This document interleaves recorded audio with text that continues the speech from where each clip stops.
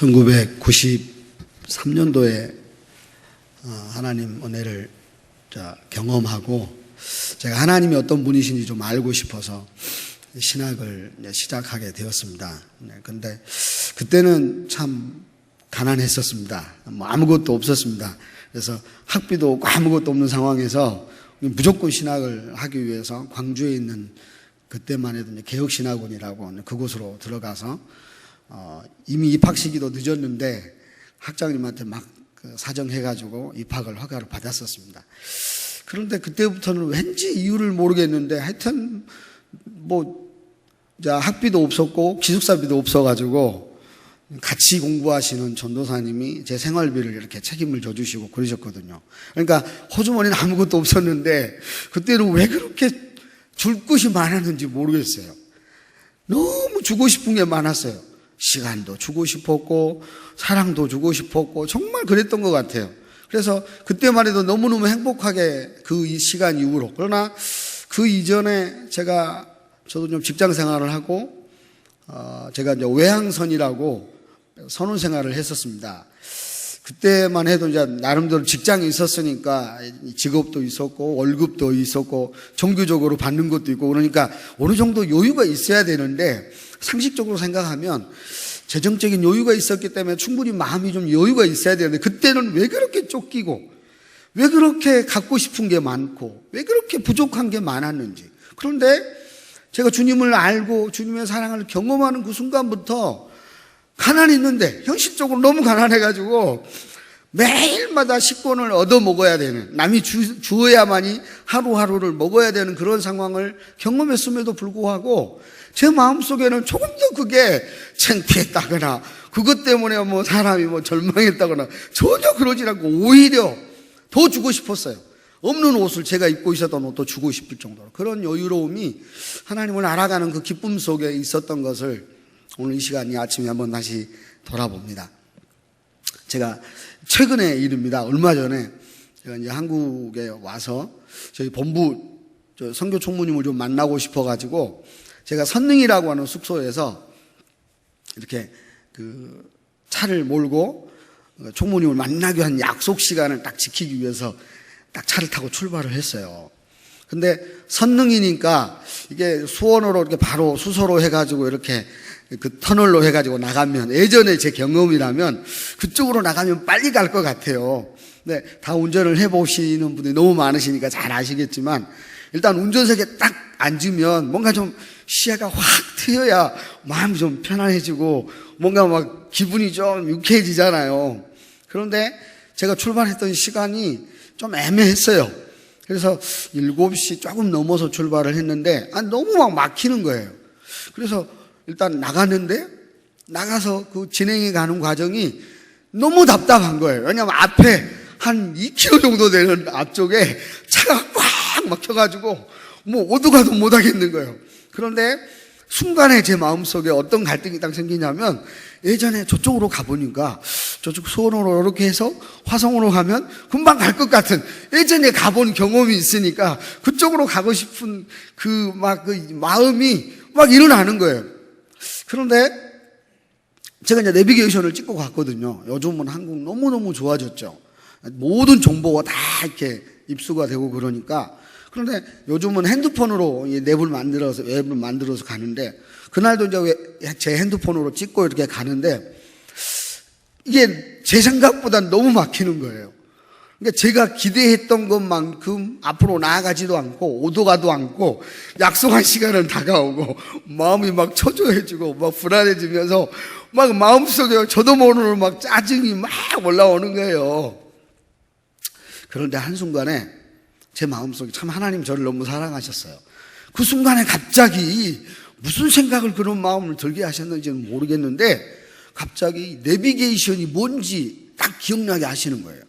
내비게이션은 이 인공위성으로 멀리서 하늘 위에서 저는 지금 바닥에 있지만 인공위성에서 깊은 곳에서 모든 전체적인 그 교통의 흐름들을 보고 찍어주고 지금 최고의 최신의 지금 당장 내가 가야 하는 길에 가장 적절한 이 경로를 안내를 해주는 거잖아요.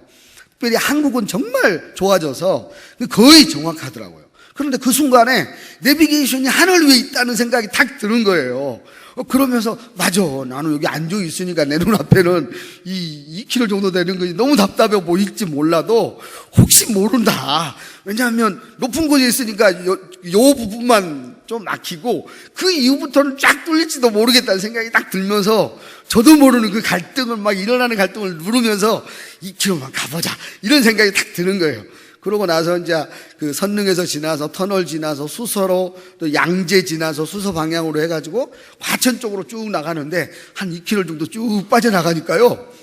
막 한 15분 이상 우리 버텼으니까 얼마나 힘들었겠어요, 제 마음에. 그런데 그 시간이 딱 지나고 나니까 갑자기 거기서 그 하기, 그 우왕 그쪽으로 나가는 왼쪽 좌회전에서 탁 들어가는데 그 순간부터는 막히는 게 하나도 없고 뻥 뚫린 거예요. 그래서 원래는 제가 9시에 약속을 했는데요.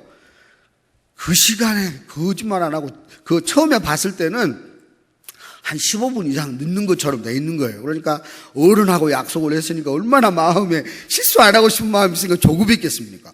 그런데 이 내비게이션을 딱 믿고 그렇게 가니까 5분 전에 딱 도착한 거예요. 8시 55분에 그것도 화성으로 해서 저쪽 외곽으로 도는데 어떻게 그렇게 조리조리 이렇게 빠져나가는지 만약에 제 경험이었으면 한 40분 이상 늦었을 것 같아요. 아마 어디로 가야 되는지도 모르고 길을 잃었을 것 같아요. 그래서 요즘은 제가 딱 앉기만 하면 가장 먼저 내비게이션을 먼저 칩니다. 요즘은 내비게이션을 많이 신뢰하게 됐어요. 얼마 전에는 저 선배 목사님이 케냐에 계시는 아주 최고참 선배님이신데 그분이 오셔가지고 제 차를 타셨어요. 가지고 이제 운전을 해서 모시고 딱 가는데 갑자기 저한테 혹시 잘하는 길 없어? 왜 이렇게 막히지? 막 저한테 물어보는 거예요. 그러니까 제 말에 아닙니다.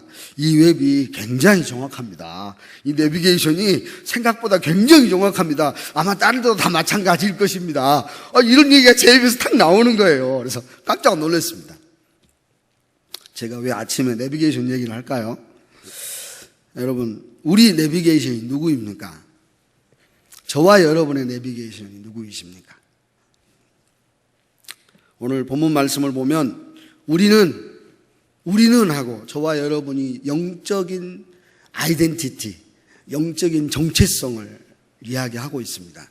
우리는 누구냐면 뒤로 물러나아가서 멸망할 자가 아니랍니다. 우리는 오직 영혼을 구원하며 이르는 믿음을 가진 자라고 주님이 저와 여러분을 향하여 정확하게 우리의 정체성을 이야기해 주셨습니다. 왜냐하면 요한복음 14장 6절 말씀을 보니까 예수님께서 많은 제자들에게 물어보셨어요. 제자들이 물어보니까 주님이 대답하셨어요. 뭐라고 하셨냐면 가라사대 내가 곧 길이요 진리요 생명이니 나로 말미암지 않고는 아버지께 올 자가 없다 이렇게 이야기하셨습니다. 무슨 얘기입니까? 주님이 우리의 길이시란 얘기죠. 예수님이 친히 저와 여러분을 향하여 내가 곧 길이요 진리요 생명이니 나로 말미암지 않고는 아버지께로 올 자가 없다. 구원에 이를 자가 아무도 없다는 거예요. 주님이 우리의 길이 되어주시고 그분이 우리의 내비게이션이 되어주신다는 것을 정확하게 이야기를 해주고 계십니다. 1절에 보면 너희는 마음에 근심하지 말라. 하나님을 믿으니 또 나를 믿으라. 가서 너희를 위하여 처소를 예비하면 내가 다시 와서 너희를 내게로 영접하여 나 있는 곳에 너희도 있게 하리라. 요한복음 14장 또 9절에 보면 이렇게 또 말씀하십니다. 예수께서 가라사대 빌립아 내가 이렇게 오래 너희와 함께 있으되 내가 나를 알지 못하느냐? 나를 본 자는 아버지를 보았거늘 어찌하여 아버지를 보이라 하느냐? 주님이 당신이 길이시고 당신이 완전하신 분이신 것을 이야기하고 계셔요. 너희가 내 이름으로 무엇을 구하든지 내가 시행하리니 이는 아버지로 하여금 아들을 인하여 영광을 얻으시게 하려 함이라. 주님은 저와 여러분을 향하여 끊임없이 당신이 누구이신지 그리고 그 아버지를 그 만군의 여호와이신 완전하신 하나님을 모신 우리가 저와 여러분이 누구인지를 오늘 이 아침에 말씀하고 계십니다. 그분이 인도하시는 대로 가기만 하면 우리는 아무것도 할 것이 없습니다. 아무것도 염려할 게 없습니다. 왜냐하면 하나님은 완전하신 분이셔서 우리의 모든 것들을 가장 완벽하게 인도해 가시는 분이시기 때문에 그렇습니다. 그 하나님은 오늘도 저와 여러분을 오늘 이 예배자로, 이 예배의 자리로 인도해 주셨습니다. 그런데 요한복음 14장 13절에 보면 너희가 내 이름으로 무엇을 구하든지 내가 시행하리니 이는 아버지로 하여금 아들을 인하여 영광을 얻으시게 하려 함이라 이렇게 말씀하셨습니다. 그런데 아들로 하여금 그 이름을 지키고 그 이름을 통하여 영광을 얻게 하시기 위해서 우리를 부르셨는데 그 조건은 뭐냐면 아버지와 아들의 관계입니다. 왜냐하면 우리가 그분을 따라가려면 신뢰관계가 있어야 되잖아요. 절벽으로 인도하는지 아니면 우리를 생명으로 인도하는지, 제가 아까 초반에 말씀드렸던 것처럼 주님이 이 내비게이션을 몇 번 해보니까요, 더 이상 다른 거는 신경을 쓰지 이것만 하고 싶어 하는 마음이 있어요. 왜냐하면 해보니까 너무 정확한 거예요. 딱 찍으면요, 시간이 몇 분에 도착한다고 하는 시간이 거의 나오는데, 거의 한 100번, 한 10번 해보면 거의 9번은 거의 그 시간에 맞는 것 같습니다. 그렇다면 저와 여러분을 죄와 절망에서, 소망이 없는 것에서, 죽음에서 우리를 구원하신 그 하나님께서 영원까지, 어제나 오늘이나 영원토록 동일하셔서 우리를 구원의 여정으로, 은혜로 이끌어 가시기로 작정하시고 당신의 아들을 친히 죽이셔서까지 우리를 구원하신 그 하나님이 저와 여러분을 인도하실 때 그냥 어정쩡하게, 그냥 확실하지 않게 인도하실 분이 아니라는 얘기입니다. 왜냐하면 제가 아까도 말씀드렸던 것처럼 왜 내가 그런 하나님이 그런 너무너무 좋은 분인지를 기억하게 되고 경험하게 됐냐면, 하나님이 저를 인도하시는 것들을 경험할 때마다 너무너무 재밌어요. 너무 완벽하게 인도해 가시는 걸 보면서 너무 신이 나는 거예요. 제가 이제 인도네시아 들어가가지고 제가 있는 사역지는 이제 한국 선교사는 제가 처음이었습니다. 한국인도 처음이었습니다. 그러니까 초창기에는 사실은 외국인이 들어와가지고 뭘 한다고 하는 건 이 사람들한테는 굉장한 어떤 새로움이었고, 이게 이상한 이방인이 온 거예요. 하여튼 한국 사람이라고는 하는데 코수염도 기르지, 턱수염도 길렀지, 말은 좀 멍청하게 이상하게 하지. 이 사람들이 보기에 좀 이상하지 않았겠습니까? 그래서 그 사람들하고 이렇게 이야기하고 관계를 만들어 나가는데 굉장히 어려움이 많았었습니다. 그런데 그 어려움들을 해결해 가는 가운데 저는 하나님의 대언자로, 하나님 나라, 하나님의 백성으로서, 그리고 특별히 그 땅에 사는 예수를 모르는 이 사람들을 향한 중보자로 하나님 저를 보내셨잖아요. 아버지가 아들을 보내셨잖아요. 저는 그런 생각으로 그 땅에 살고 있습니다. 왜냐하면 유일하게 저 혼자밖에 없었으니까, 저희 가족밖에 없었으니까 믿을 수밖에 없어요. 그래서 어느 날은 이제 이민국에 딱 갔는데 이제 저나 제 아내나 원칙이 있었습니다. 인도네시아는 이 부정도 많고 불법도 많습니다. 그래서 무슨 행사하는, 이민국에서 무슨 서류적인 일을 딱 마무리를 하잖아요. 그러면 공식적으로 대놓고 돈을 요구를 해요. 서류를 딱 앞에 놓고, 이게 이제 비자 이민국 신청을 해가지고 서류를 사인을 들어가요. 자기 사인하기 전에 오라고 해가지고 손을 내밀어요. 그러면 10,000원 돈은 아니지만 한국 돈 10,000원에서 한 15,000원 정도 되는 돈을 주면 기분 좋게 사인하고 딱 줘요. 그런데 전하지 않으나 그 땅에 살면서 원칙을 가졌어요. 어떤 원칙이냐면, 이 사람들로 하여금, 이 사람들이 그냥 너무 편하게 죄로 여기지 않는 그것에 대하여 우리가 영적으로 예민하게 반응해야겠다는 그런 마음이 있었기 때문에 돈을 요구할 때 주지 않기로 했어요. 그래서 이제 계속 초창기는 막 이렇게 잘 진행을 했는데, 한 2번, 2년 좀 지나고 난 다음에 어느 날 밖에 나갔다가 새롭게 비자를 진행을 해야 돼서 들어와서 이제 다시 프로세스를 하는데, 어떤 그 이민국에 있는 아저씨가 일을 진행하면서 갑자기 이게 돈을 달라 그러는데, 그때만 해도 제가 잠깐, 아니면 지금 생각해보면 이런 은혜를 주시기 위해서, 하나님 그걸 경험하게 하시기 위해서 하나님 그런 상황들을 만들지 않으셨나 싶어요. 왜 그러냐면, 그분이 돈을 달라고 하는데 아무 생각 없이 그냥 돈을 준 거예요. 준 거 보니까 이거, 주문 안 되는 돈을 준 거예요, 제가. 아차 싶어가지고 제가 그 영수증을 좀 주라고 한 거예요. 근데 이 사람들은 검은 돈을 받은 거니까 우리로 이야기하면 영수증을 해줄 수가 없는 거죠. 왜냐하면 영수증을 하면 자기가 다 기록이 돼야 되고 세금이 올라가든지 정부에 들어가야 되는 거니까 그럴 수 없는 거예요. 그런데 영수증을 안 해주더라고요. 그래서 영수증 해달라고 그랬더니 안 된대요. 그러면 그 돈을 주시라고. 제가 대놓고 그 돈을 돌려달라고 막 그랬어요. 그랬더니 피식 웃더니 콧방귀도 안 끼면서 막 이상한 사람이 뭐라 그러는 것 같아요. 왜냐하면 한 번도 외국인이 돈을 돌려달라고 한 적이 없는데 제가 돌려달라고 하니까 이상한 사람이 온 거예요. 그런 상황에서 제가 이야기를 했어요. 나는 한국에 내 위에 상관이 있어가지고 이 영수증을 보여주지 않으면 내가 욕을 얻어먹는다. 또 위에 우리 하나님이 계시잖아요. 그러니까 우리 하나님을 그대로 이야기를 해서 영수증을 어떻게든지 주든지 아니면 돈을 돌려주든지.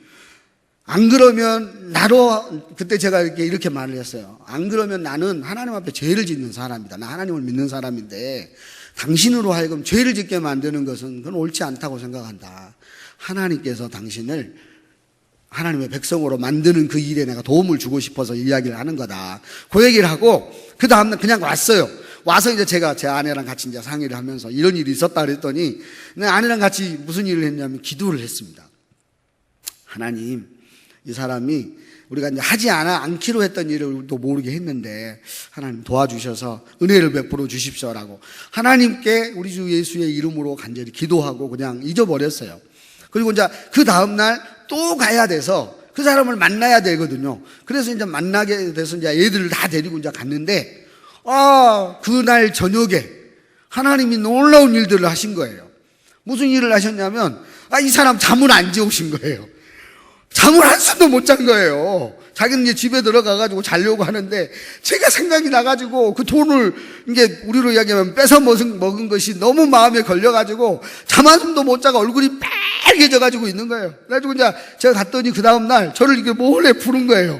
그리고 갔더니 잠 한숨도 안 자고 눈이 막 빨개가지고 피곤해가지고 막 죽을 뚱살뚱하고 있더라고요. 그래서 어떻게 된 거냐 그랬더니 잠깐만요 와보라고.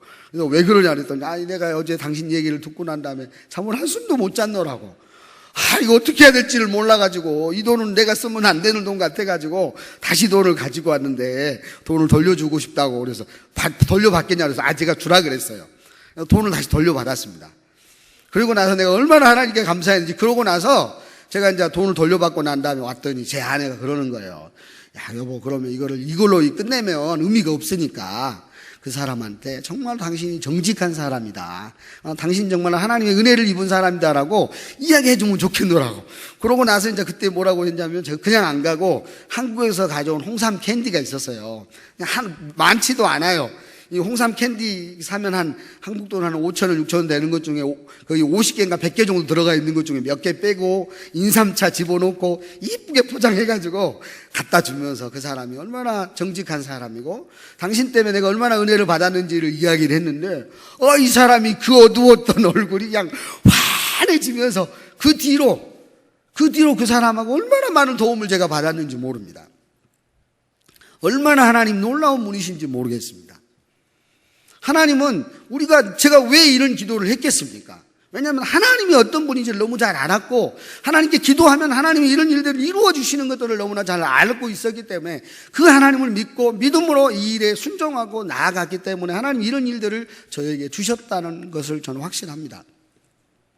사랑하는 여러분, 여러분이 매 순간순간 만나는 일에 있어서 우리가 어떤 존재인지를 잊어버리는 것은 절대 있을 수 없는 일입니다. 아버지의 아들로서의 영적인 정체성을 잃어버리는 그 순간 우리는 헤맬 수밖에 없습니다. 수많은 하나님의 백성들이 이 세상을 살아가고 있지만 우리가 계속해서 세상에 선한 영향력들을 끼치지 못하는 이유는 우리가 어떤 존재인지를 잊어버리기 때문에 그렇습니다. 제가 이민국에 있으면서 수많은 사람들, 수많은 일들을 경험을 했는데 이런 일들을 그리고 심지어는 저희가 이제 이민국에서 처음에 비자를 받을 때 이런 과정을 막 겪었어요. 그래서 돈을 요구를 했는데 돈을 안 줬더니 일주일이면 해결하는 것들을 일주일 해결 안 해주는 거예요. 그래서 제가 이제 매일마다 출근을 했습니다. 똑같이 돈도 안 주고 서류만 제출해주고 그랬더니 한 달이 넘도록 해결을 안 해주는 거예요. 저도 질 수가 없잖아요. 그러니까 해줄 때까지 매일 아침마다 출근을 똑같이 하는 거예요. 아침 8시에 갔다가 3시 반 되면 거기는 퇴근을 하거든요. 그러니까 8시에 갔다가 3시 반에 또 나오고 똑같이 나와요. 그러니까 거기에 있던 그 중간 보수가 매일마다 저를 보는 거예요. 그러니까 자기도 이제 미안해가지고 어느 날은 한 40일쯤 지났는데 저를 부르더라고요. 외국인이 돈 10,000원이면 해결할 수 있는 것들을 해결을 안 하고 40일 동안 매일 출근을 하면서 그 문제를 지켜보고 자기 얘기를 들어보니까 돈을 안 내면서 이 사람이 이상하게 매일마다 왔다 갔다 하는 거예요. 근데 거기 있으면서 이렇게 프론트에 이렇게 데스크가 있으면 거기에 이제 머리를 숙여서 저는 계속 서 있으면 그냥 영정 이상하잖아요. 그러니까 서 있어서 그때만 해도 계속 무슨 용기가 있었는지 무슨 배짱이 있었는지 잘 모르겠는데 지금 생각해보면 하나님의 은혜였던 것 같습니다. 앞에서 계속 기도했어요. 그런데 이 사람들이 다 보잖아요. 그러니까 그 뒤로부터는 이 사람이 저를 개인적으로 불러서 어떻게 된 거냐고 물어보니까 제가 이제 상황을 다 이야기를 했더니 나중에는 이 사람이 그 자리에서 일어나가지고 정중하게 사과를 하더라고요. 아, 우리가 그런 사람들이 아닌데 이게 관습이고 습관이다 보니까 그렇게 된 것 같다. 그러고 나서는 세상에 40일 동안 안 되던 게 2시간 만에 다 해결된 거 있죠. 그래가지고 그 뒤로 이 사람이 저희들의 이 뻑간마루라고는 제가 살고 있는 그 리아우 지역에 있어서 가장 완벽한 후견인이 되어 주었습니다. 얼마나 감사한지 모르겠습니다. 그 뒤로는 친구가 돼버렸어요. 그래서 이 사람이 무슨 비자 문제, 어려운 문제 생기면 한국에서 제가 전화를 미리 하잖아요. 그러면 자기 밑에 있는 부하 직원들을 퇴근을 안 시키고 홀딩을 다 해놔요. 붙잡아 놓고 제가 도착하면 그 사람 통해서 막 일을 진행을 해가지고 4일, 5일, 일주일이 걸려야 되는 일을 그냥 하루 만에 해결될 때도 있고 서너 시간 만에 해결될 때도 있고 그 사람이 얼마나 많은 일들을 도와줬는지 모릅니다. 왜요? 왜 그렇겠어요?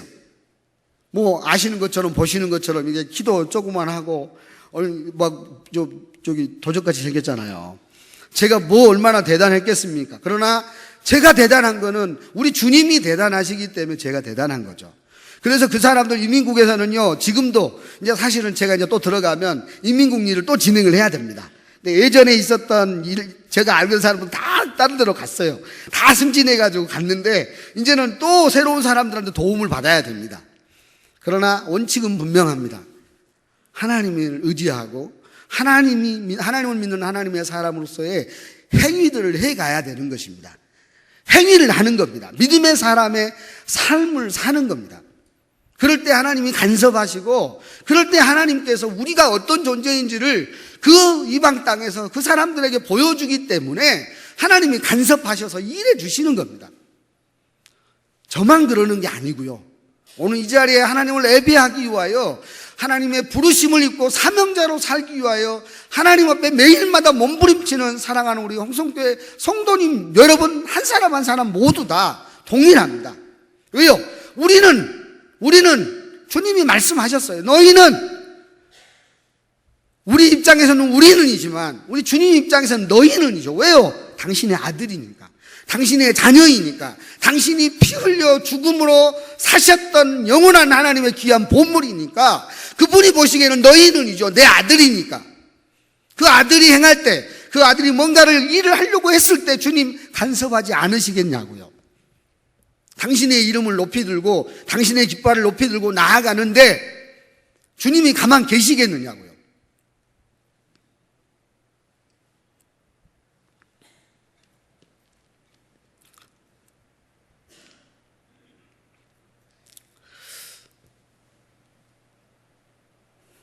히브리서 오늘 본문 말씀에 보면 10장 39절에는 우리가 멸망에 빠질 존재가 아니라 저와 여러분이 어떤 존재냐면 영혼, 죽어가는 한 사람의 생명을 위하여 천지보다 더 귀하다고 말씀하셨던 그 영혼이 우리에게 달려있다고 이야기를 하고 계십니다. 우리는 그냥 멸망으로 빠져나가서 포기하고 낭망하고 내려놓을 존재가 아니라 우리가 믿음으로 하나님 앞에 이 말씀을 붙들고 말씀대로 살아가는 하나님의 자녀로 서 있기만 하면 주님이 저와 여러분을 통하여 영혼을 구원하는 믿음을 우리에게 주셔서 그걸 통하여 하나님의 나라를 계속해서 만들어 나가고 당신의 나라를 건강하게 당신의 계획 속에서 완벽하게 이루어 가시는 동역자로 저와 여러분을 사용하시는 존재라고 그렇게 말씀하고 계십니다. 이런 존재가 바로 저와 여러분입니다. 이런 존재가 바로 여러분, 우리입니다. 우리.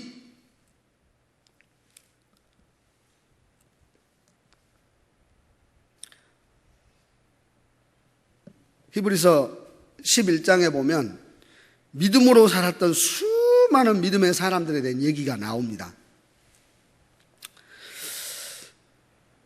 우리 너무 잘 알고 있습니다.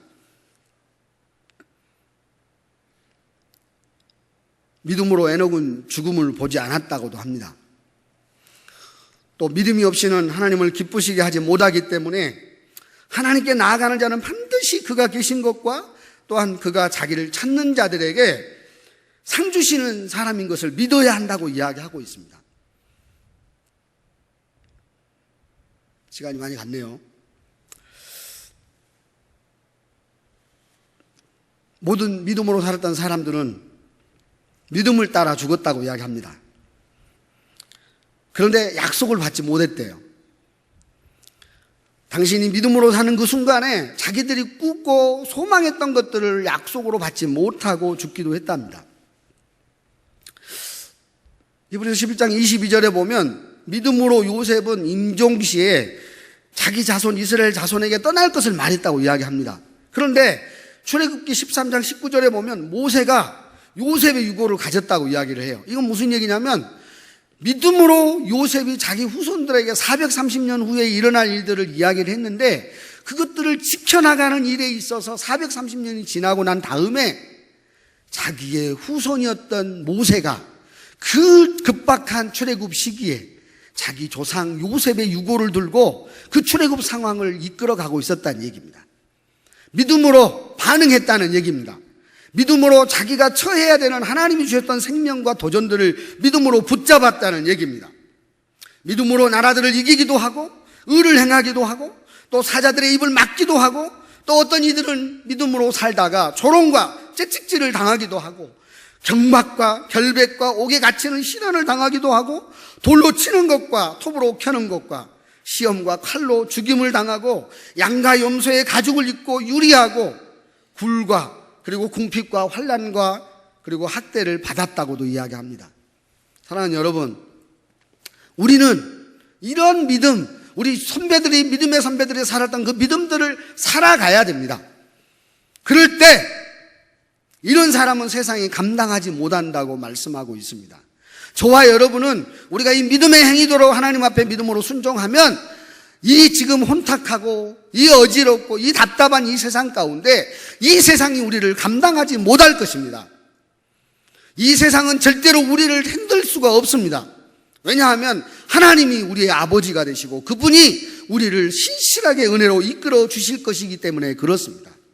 그러므로 저와 여러분은 바로 이런 존재이고 이런 존재인 우리는 어떤 존재이냐면 우리가 믿음으로 하나님 앞에 기도할 때 하나님께서 우리를 통하여 버티고 감당하지 않는 데 무시하고 내버려 두는 것이 아니라 이사야서 62장 6절 7절 말씀에 보면 우리가 얼마나 놀라운 존재인지 우리가 믿음으로 기도하고 우리가 간구하면 주님이 이렇게 말씀하십니다. 예루살렘이여 내가 너로 너의 성벽 위에 파수꾼을 세우고 그들로 하여금 주야로 계속 잠잠하지 않게 하였느니라.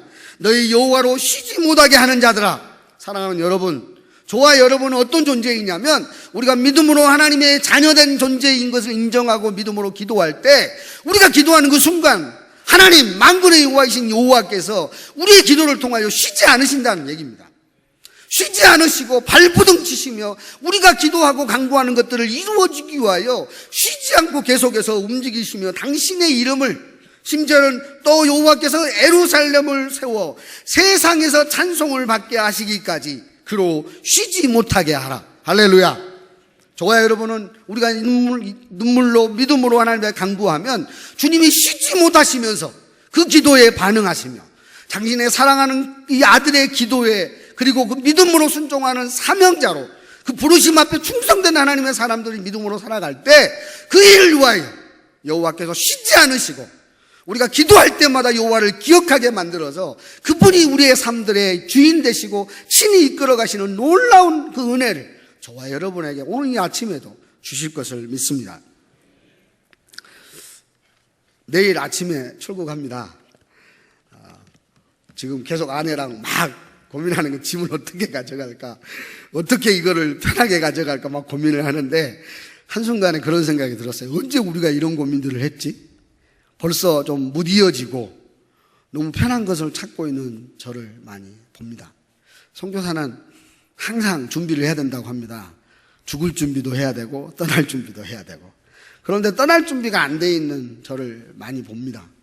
사실 한국에 있는 우리 아들이 가고 그리고 남아있는 이 시간 동안 정말 많이, 제 아내는 어떤지 잘 모르겠습니다.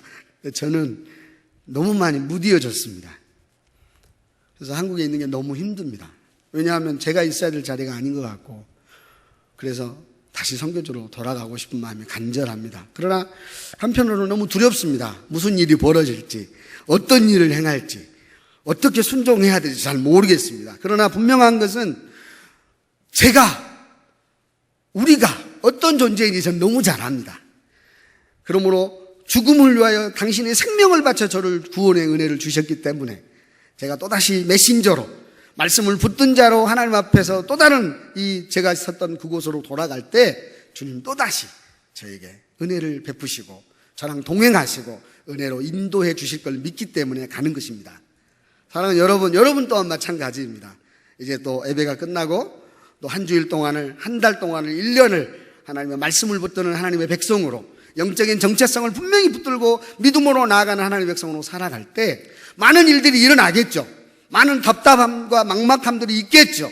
그러나 하늘 위에 계셔서 우리를 창조하시고 우리를 친히 인도해 계신 영적 내비게이션이, 내가 길이요 생명이라 말씀하신 그 하나님이 여러분의 삶들에 친히 간섭하셔서 선한 놀라운 열매들을 맺도록 친히 인도해 가시지 않겠습니까? 그럴 때마다 너무 신날 것 같아요. 그분께 맡기는 즐거움이 너무 있으니까 너무너무 신나서 주님 오늘은 무슨 일 하실 거예요? 주님 어떤 일을 또 보여주실 거예요? 아이고 신나라, 빨리 가야지, 빨리 주님의 말씀대로 순종해야지 하는 이런 간절한 기대함들이 있지 않겠습니까? 사랑하는 여러분, 오늘 이 놀라운 기대함들이, 그리고 주님을 향한 시선들이 매 순간마다 집중되는 우리가 될 수 있기를 우리 주 예수님의 이름으로 간절히 축복합니다. 네, 기도하겠습니다. 주님 감사합니다. 주님의 백성들이 주님의 백성답게 살아가게 하여 주옵소서. 예수님의 이름으로 기도하옵나이다. 아멘.